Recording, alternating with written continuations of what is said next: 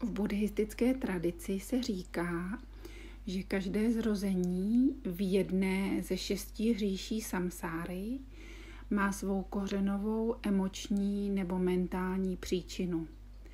To znamená kořenovou tendenci nebo duševní jed, který dané bytosti vede k opakovanému zrození určité oblasti existence. Pekelná říše. Kořenová tendence, hněv a nenávist.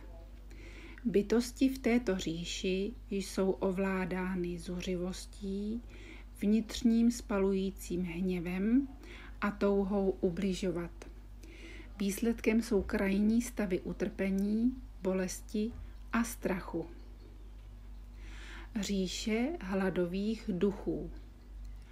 Kořenová tendence je chamtivost a připoutanost.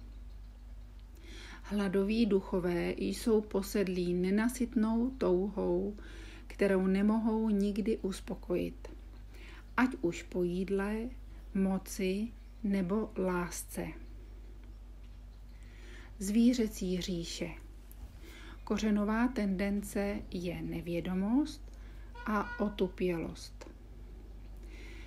Život ve strachu, instinktu a nepochopení. Bytosti v této říši jednají bez rozlišování a jsou podrobeny svým pudům. Lidská říše. Kořenová tendence je touha a chamtivost. Lidská existence je vyvážená, ale ovládaná neustálým chtěním. Po smyslových potěšeních, vztazích, úspěchu či uznání. Zároveň je to nejvhodnější říše pro duchovní praxi. Polobožská říše. Kořenová tendence je závist a žárlivost. Bytosti v této říši závidí štěstí bohům a jsou neustále v boji. Mají sílu a moc, ale trpí vnitřní nespokojeností a soupeřením. A 6. samsárická říše je božská říše. Kořenová tendence je pýcha a domýšlivost.